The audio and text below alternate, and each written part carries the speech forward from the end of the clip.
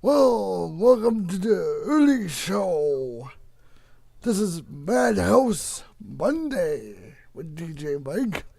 Tonight, or today, we have a very special show. We have Metal Rose from Orbynot. So welcome, Metal, to the show. Hi, how you doing?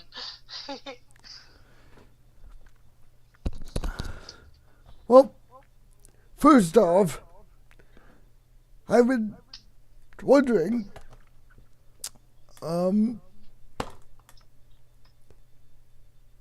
how did you start the band altogether? Actually, Tony Bro actually started the band many years ago. I think he really started getting like more popular in like around 2008. And he had some other singers involved, and then he finally came out with an album in 2012, and that was all guest singers. And then Tony Bro and I met through the Metal Heroes program through Metal Mike Klaschak. He's actually from the band Halford. I was singing for the program. I was actually employed by Metal Mike to be the singer, and Tony Bro was a student of the program. He was one of the guitarists that was studying under Metal Mike, and through Metal Mike, Tony Bro and I met, and after that, we began writing Without a Trace. He sent me a whole bunch of tracks that he had been working on, and I started writing lyrics, and sometimes we would write lyrics together, and now we're doing what we're doing.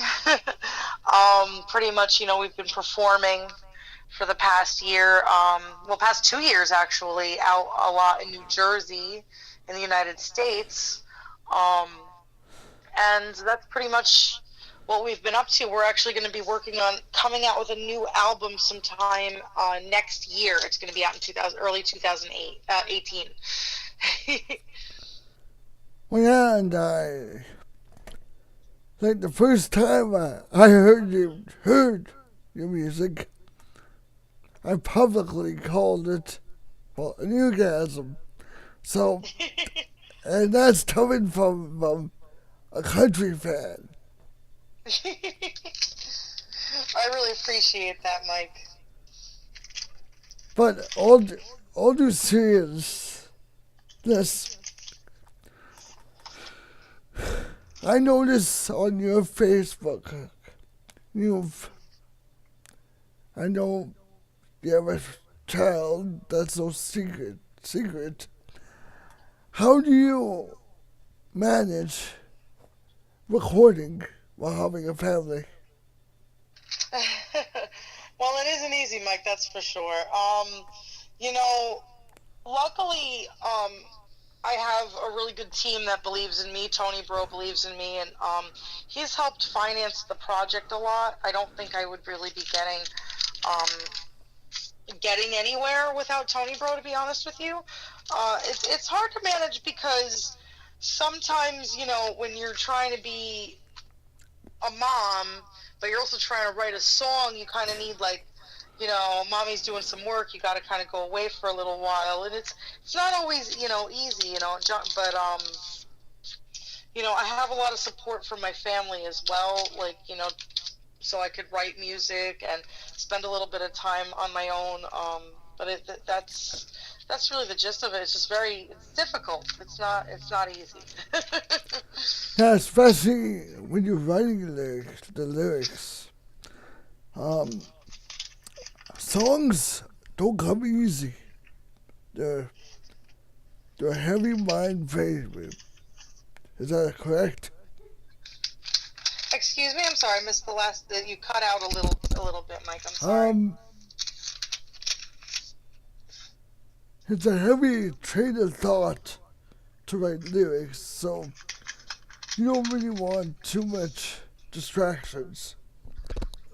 Exactly. A lot of times I have to write music late at night, so when the kid's asleep, I could, kind of sit down and really think about what's going on.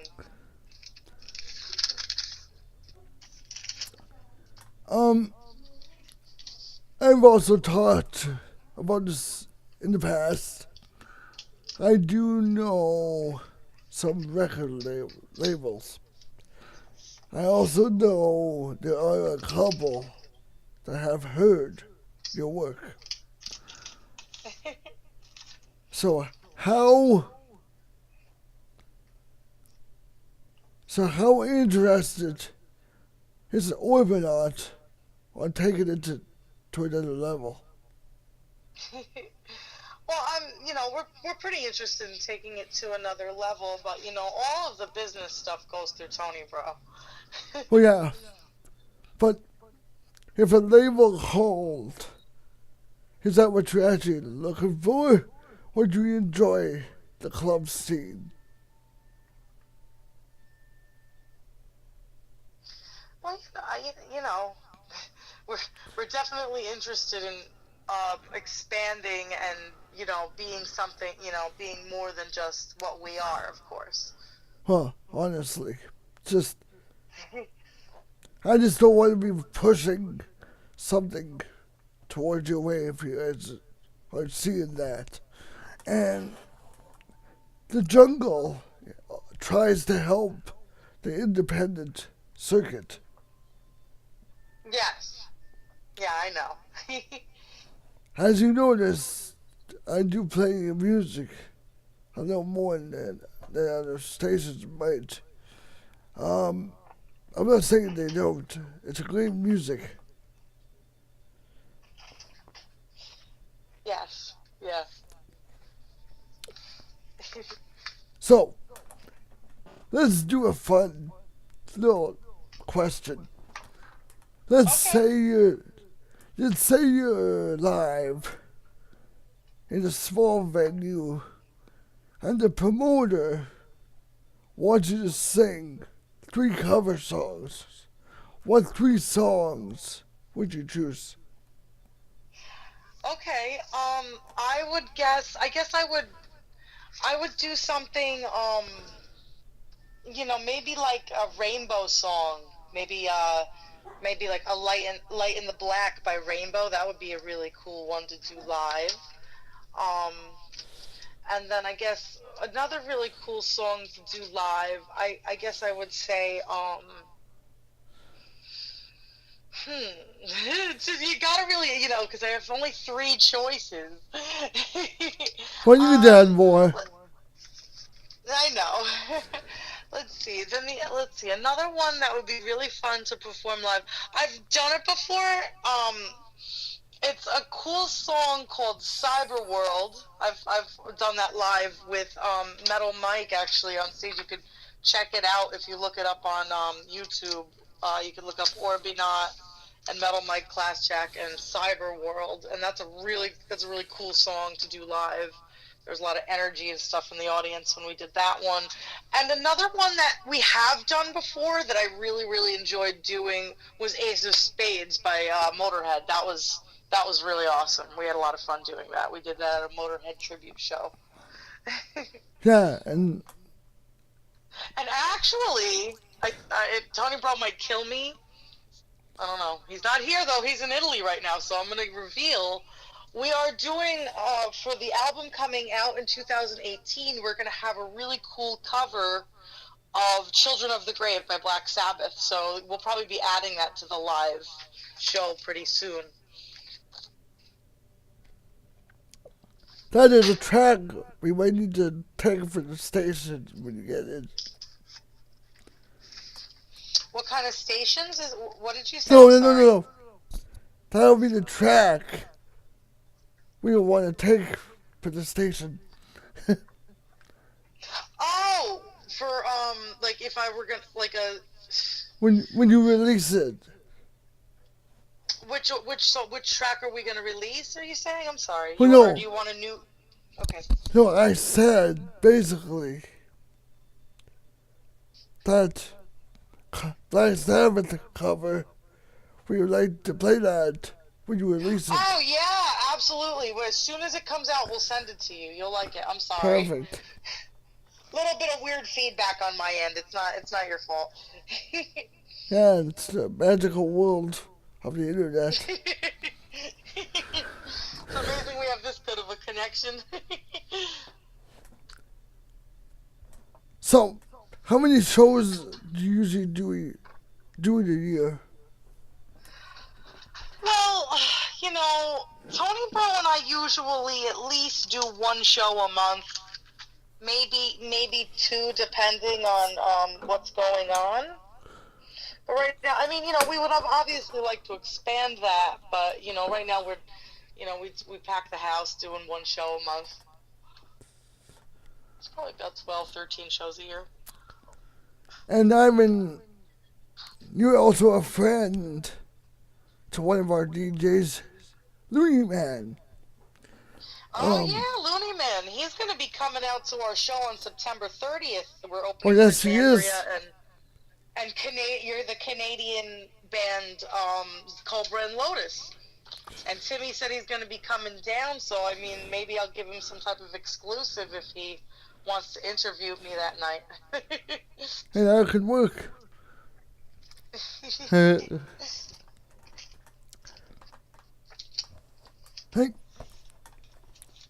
when you guys record, what's your time frame or goal to get it all recorded? I really like getting the whole album? What's the time frame? We're almost done, to be honest with you, Mike. We have 2 more songs that we have to lay down, and then we'll be done with the album. But, Tony Bro's gonna want to mix it, so it's gonna take him mix it really, really good. So it's perfect for you guys to listen to. So, I'm thinking, it's probably going to be, I can't guarantee this, but I'm thinking it's probably going to be around like the first or second quarter next year, 2018. I'd really like for him to release it like ASAP, but you can't rush brilliance. Well, you could. Well, he's so gifted and talented that I'm just gonna allow him to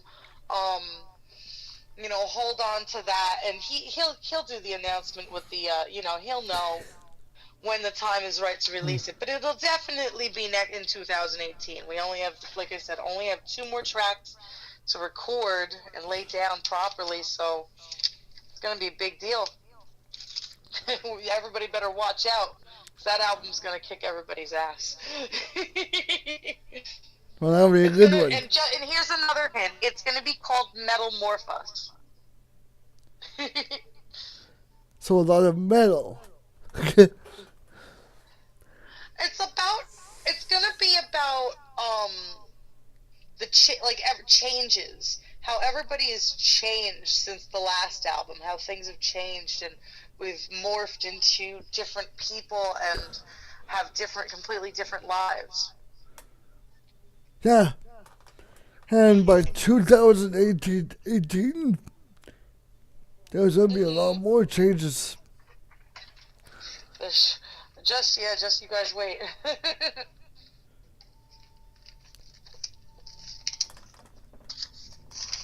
So with that, how did you decide exactly to leave Metal Mike and go to Orbynot? Well, I never really left Metal Mike. We still work together with the Metal Heroes program. I assist him with certain things when he needs it. Sometimes, it depends, but I still assist him with the Metal Heroes program. And Metal Mike has, he actually helps us record our album. We go to his studio and, he helps us get down, he basically picks out all of the right ideas for us. He helps us come up with the best ideas. So he's very instrumental in guiding us throughout everything we do.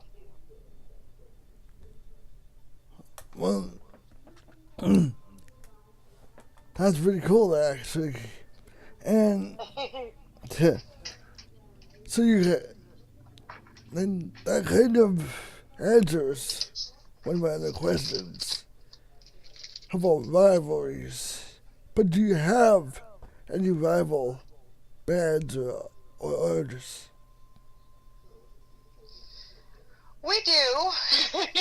We do. We have a few. We have a few in on the New Jersey scene. You know, we are friends with. We're friends with some of the rivals too, though. So, you know, I would say maybe, you know, our rival bands or our brother bands, or, you know, because we have a friendly competition going. I would say that would be Lycan 21. And, you know, then we have really good friends, you know, like, you know, we do have good friends in the guys like in 21, but then we have also good friends on the scene.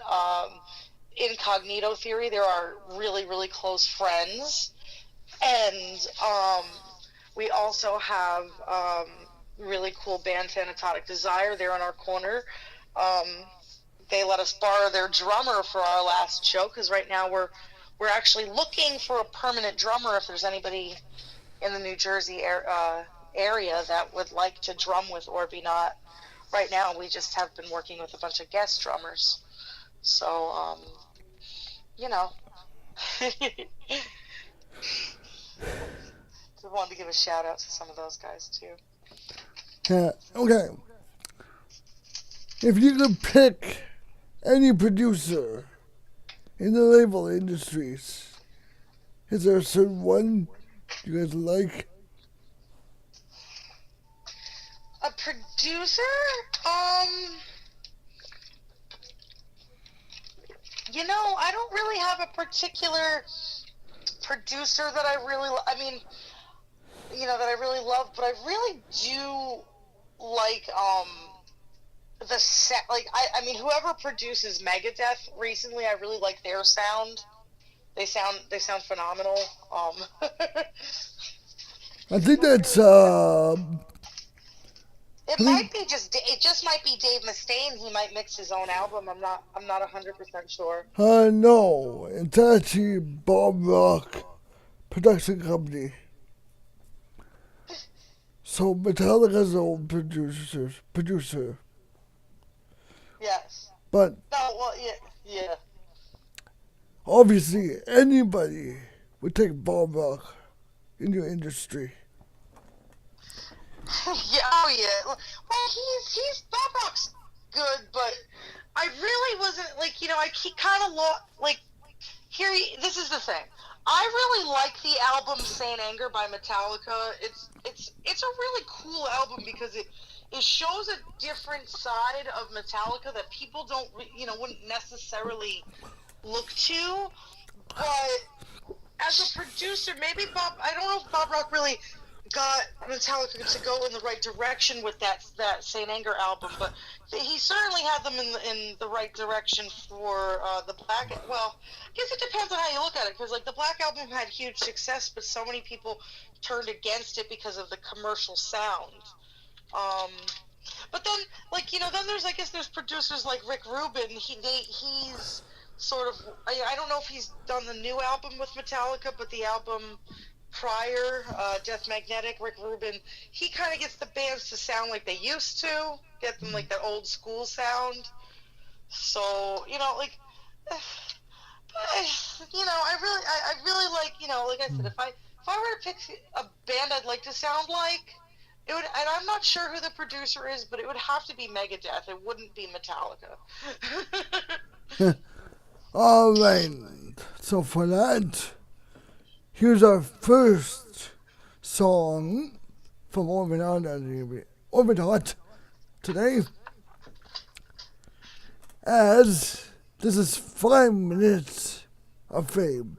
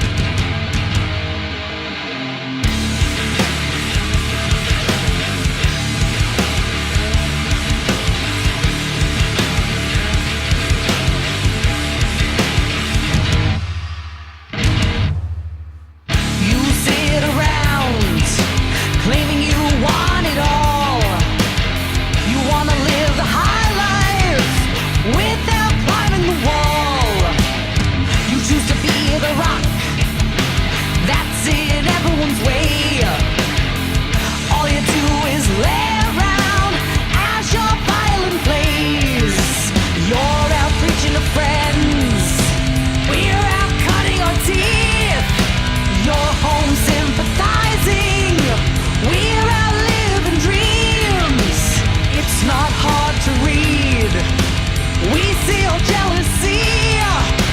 Why don't you come our way? Here's your 5 minutes of fame. Get out of my way.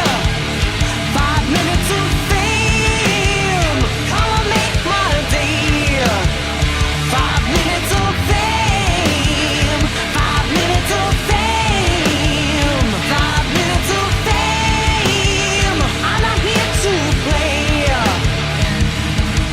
You talk behind our backs. Criticize as you please. Run when we look your way. You're shaking at the knees. You want the spotlight with no given right. You're so damn anxious. I'll make you famous. You're out preaching to friends. We're out cutting our teeth. You're home sympathizing. We're out living dreams.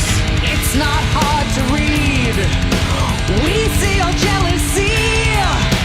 Why don't you come our way? Here's your 5 minutes of fame. Get out of my way. 5 minutes of fame. Come make my day. 5 minutes of fame. 5 minutes of fame. 5 minutes of fame. I'm not here to blame. You have no one to blame. You see it on my face. We're not the same. I'll put you in your place.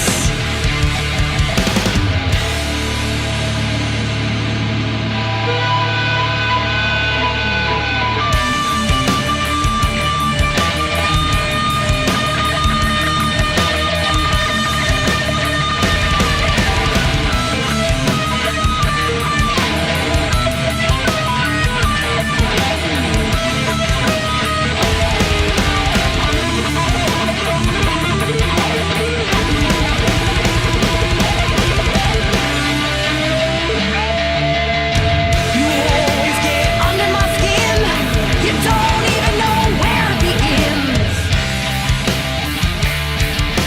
Your free ride, it's been denied. You want the fairy tale? Live off me and you will fail. Your free ride, it's been denied. It's been denied. Come on and claim your moment of fame.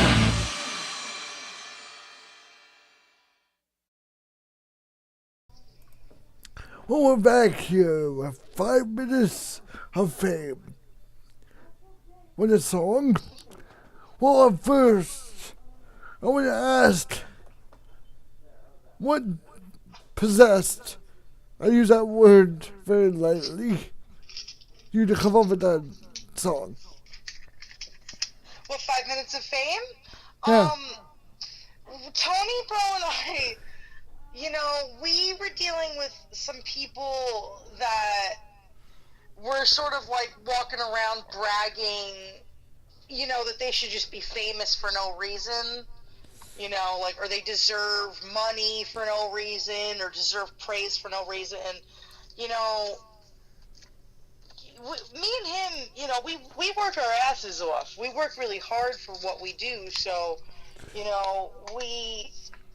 we were kind of getting sick and tired of seeing like posts like that on Facebook, like I should be famous for nothing and all this other silly shit.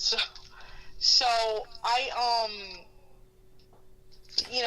he wrote a lot of the lyrics for that one, but I delivered the attitude, and it came from like I said, some Facebook posts and some particular people, and then probably me venting and complaining in Tony's ear about something. Yeah, because I had a friend listen to it the other day. He says, basically, don't want to tick her off. So he felt you've been stabbed in the back too many times. Oh man. But that's sadly, the music business at the same time, right? It is. Yeah, it is. It's a lot. Okay, we're gonna go back quite a few years. Growing up, I don't know, elementary school, junior school, what kind of music inspired you? Well, when I was a kid, my favorite music was like the Beatles. I liked a lot of hippie music, like Cream. Um, I like the Doors. They were really very inspiring to me. Yeah, I guess those would be the staples. They were cool to grow up with. Well, because I never said this on the radio before, but I grew up pretending to be Twisted Sister. Nice. I would wear the Halloween wig and use a comb and sing. But Wow. obviously, my mental issues moved me to radio. Safer. Yeah. I know some people. I'm actually friends with some people. Speaking of Twisted Sister, I know some people who know Dee Snider, and Dee Snider used to record in their studio in northern New Jersey, where I'm from. Just a side note. And to me, what's your opinion about the Twisted Sister label? Or the image? Their label? I'm sorry, what did you say? I'm sorry. What The do I think about image. Twisted Sisters? Do you agree with the image they started it with? Why not? It was cool. It was different. It was different for the the time period too. Yeah, the music was great. It was very controversial. A bit so. Yeah, but you know what he did? They did. He did speak out against the PMRC here in America, Dee Snider, and he was. I know he was pretty cool. I thought that was pretty cool of him, and I know that he stood side by side with Frank Zappa and even John Denver for those hearings. And I kind of look at Dee Snider as a guy who has a lot of balls. It's kind of cool. Yeah. That's a way to put it.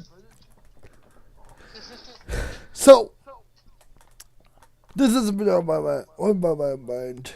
We talked a little earlier. Maiden's Wrath. What's the story about that? Well, that's a Tony Bro piece, and the cool thing about that, for me, about Maiden's Wrath. I mean, there just so everybody knows, there's a T-shirt that says Maiden's Wrath on sale on Orbynot.com. But if you want to check it out. But anyway, back to the story of Maiden's Wrath. Tony Bro had asked me to sing the title track for the album Without a Trace that came out in 2015, and at that point I just thought I was singing the title track. But for whatever reason, he's like, come down to the studio and see what I do, and I was like, all right, I'll come down and see what he does. I really didn't realize the production quality that Tony Bro was like putting into it. So, you know, I was really impressed when I got to the studio, and he was, you know, listening to the mix, and we were goofing off a little bit, laughing and stuff. And you know, he's like, "It's almost done. It's almost mixed." And, you know, then when he finally had it all mixed down, he was like, "Listen to this song. Listen to this great song." And I'm like, "Okay." You know, and then he's like, "Close your eyes, you know, just close your eyes and listen to it. Tell me what you think of it."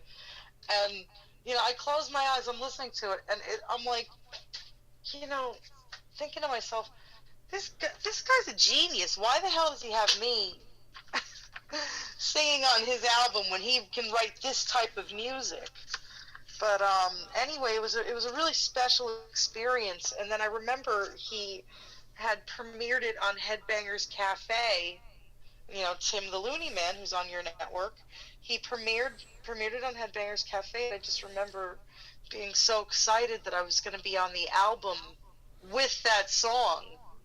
But, you know, a couple weeks later, I went down and I recorded the title track, and he asked me to be his permanent singer, and it's been really, really great experience ever since that. So it's sort of like the beginning of our relationship as Tony Bro and Metal Rose. Yeah, because I remember it's been months now, probably, for real, quite a while. I remember Tim saying, "You gotta check out this Orbynot." I said, "Who? Orbynot?" I'm like, "Okay." So he sent me a track. I said, "Dude, you got any more?" One song, I was sold. Well, thank you.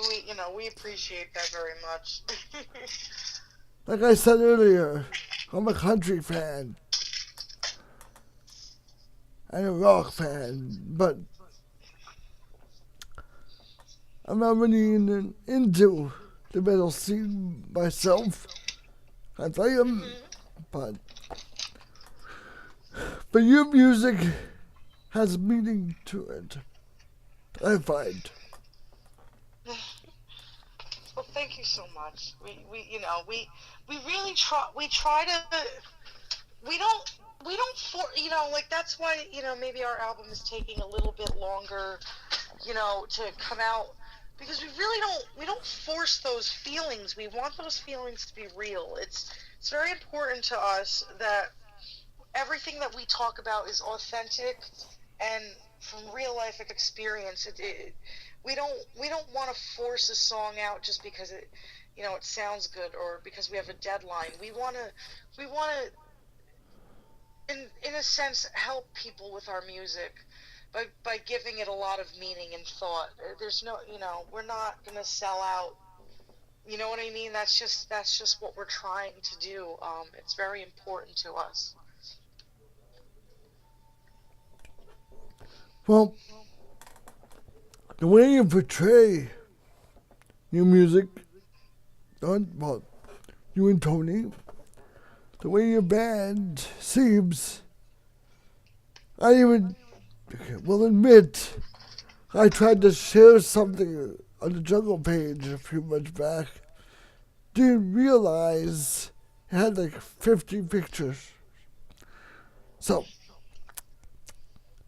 I thought it was like maybe 3 pictures, but it was one of your concerts.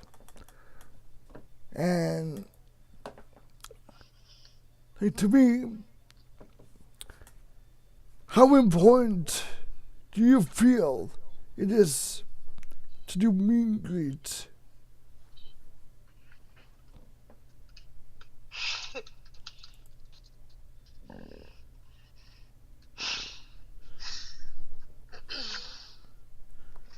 Still there?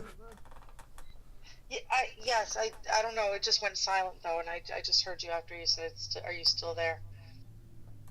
Oh. I'm sorry. I'm sorry. I don't. It must just be the connection a little bit.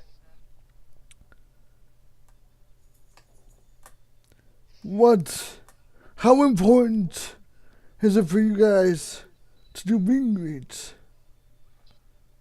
How important is it for us to do meet and greets? Yes. I think we've never really actually done a meet and greet, but usually when we are on stage, I always tell everybody to come meet us back, by the merch booth if they'd like to talk to us or if they'd like us to sign something. And usually, we meet a couple of people. We will gain a fan or two. We really like meeting the people. We really like talking to people. It's really we really like socializing, and it's very important to us. But we've never set up like an official meet and greet because we don't really feel we're that we're not like that on that scale yet.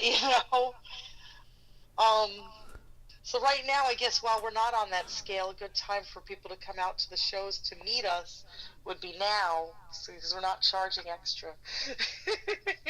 Huh.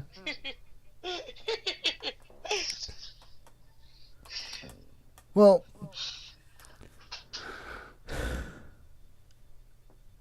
what is your all-time favorite artist? Ooh, my all-time favorite artist? That's such a hard question because I love so much music. I love John Lennon so much because he was almost like a figure that was he was so well respected, and people cared very much about his message that he was almost and I don't want to because I know this got him in trouble when he said it, but I think he'd appreciate it now. He was almost like a Jesus-like figure. He was almost like he wasn't God. I'm not saying he was Jesus or that he was God, but he was so concerned about peace and love, in the world. And he almost gave his life for us, so, in the name of peace and love. So I look at it like, I know that probably sounds really twisted, but if you could be that type of selfless artist that you care so much about the world and the state of it, there's just something about that type of artist that really moves me, and I respect him so much because of that. But on the other hand, there's other, and I really like people like Jim Morrison, because Jim Morrison had such a mystique about him. He was so out there, and people like now, like even they don't know, did he fake his own death? Is he dead or alive? Is he really here? I think that's got to be an amazing quality of as an artist. And then one other artist that really moves me and gets me is Dave Mustaine, because he's kind of like, he's sort of the opposite of a John Lennon in a sense, because he's so rigid, and just he has so much balls. He really doesn't care. Like, he doesn't care. He's just gonna say whatever he thinks and whatever he feels, and that really moves me too. So I would say, like, all of those guys are so important to me. And I guess, maybe if I could add one or two more, I mean, all the guys from Black Sabbath, all the guys from Ozzy Osbourne, even Dio, and, Kurt Cobain too. They were just such icons. I'm sorry I have so many people, but... On that note, here comes a song that got Better Rose officially with Orbynot. Here's Maiden's Wrath.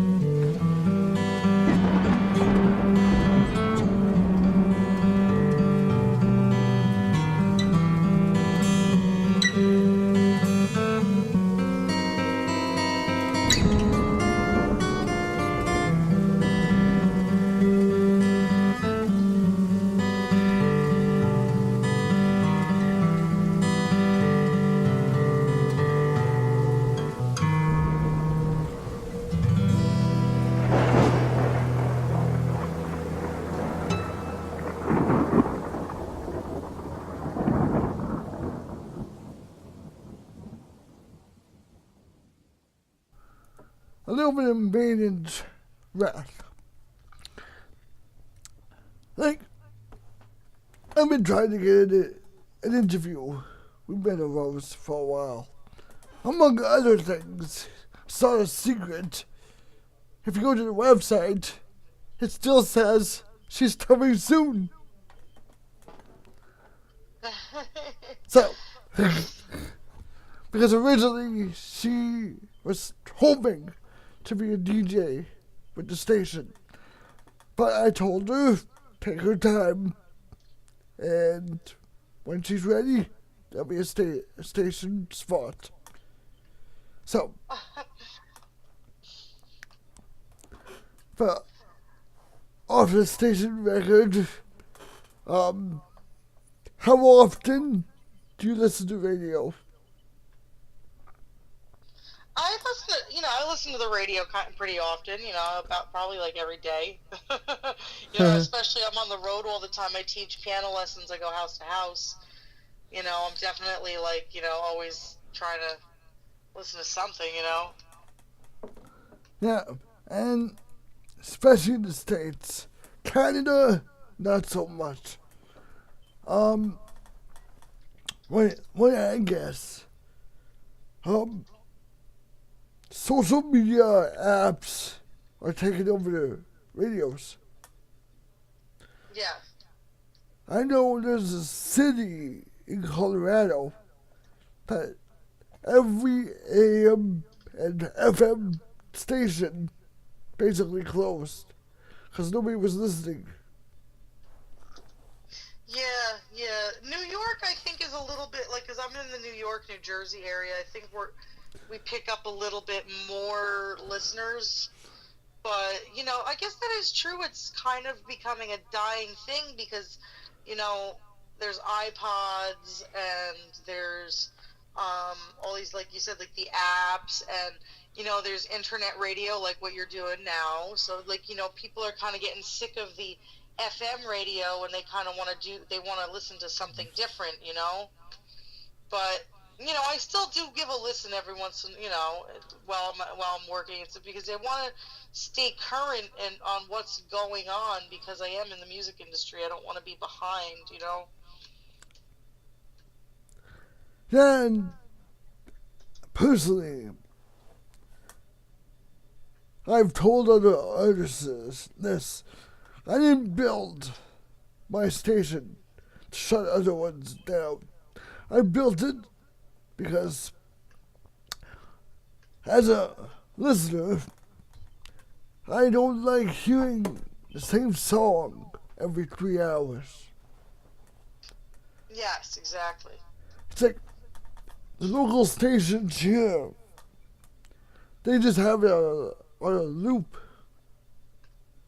I don't even think the DJ is live. I just think they read the news, record it, and everything else is recorded.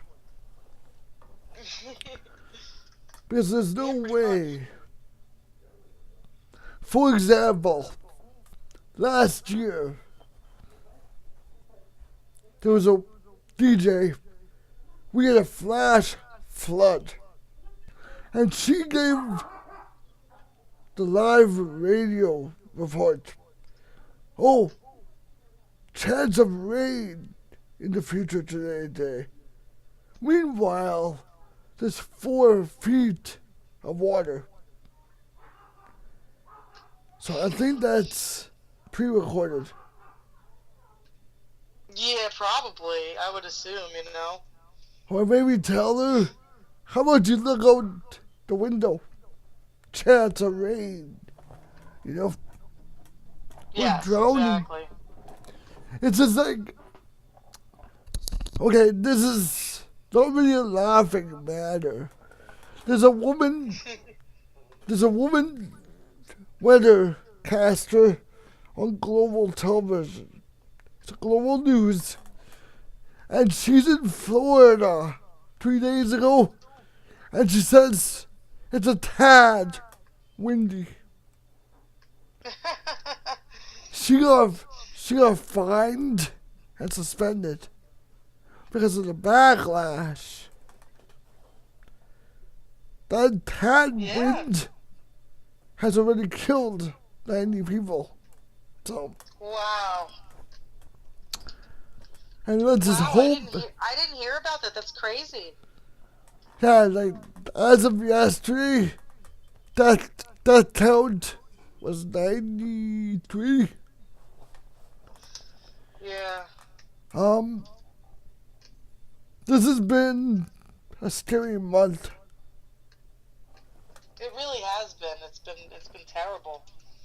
Like Irma, that's a record storm. What was? It calmed down, thank God. Yeah, exactly. I know. Definitely thank God. I was reading about that today. I was like, oh my God, at least it's gonna tone itself down, you know? Would you ever consider joining a relief aid concert? You know, I mean, I don't see why we wouldn't.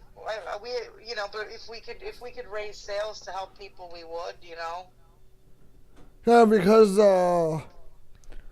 Red Cross and a whole bunch of labels want to get a lot, like, well, not like Live Aid, but they want to do a relief show where every $5 from every pass or ticket will go towards the relief fund. And they're trying to do this. They're trying to do this nationwide in the United States and get anybody involved that wants to be involved. Because, face it, you probably know better than me, it's going to cost a lot of money to rebuild Florida and Texas. Yeah. I know. It's gonna take every penny. It's a real tragedy. It's really heavy stuff. You know, I don't even really know. You know, I just could pray for the families and, you know, pray for relief and hope everybody's okay, you know. Like it's a very difficult time. Well, I want to thank you for tuning in to listen to Meadow Rose and DJ Mike one-on-one. And I want to thank Meadow Rose for giving me this opportunity. Oh, anytime, Mike. You know, we'll do interviews. We can do as many interviews as you want. I'll look forward to that. Thank you so much for having me. What's the old cliche? Be careful what you wish for. I'm kidding. We're gonna close out the show with a song that Meadow Rose has said Tony hold dear to his heart. So here is Revolution on my mind.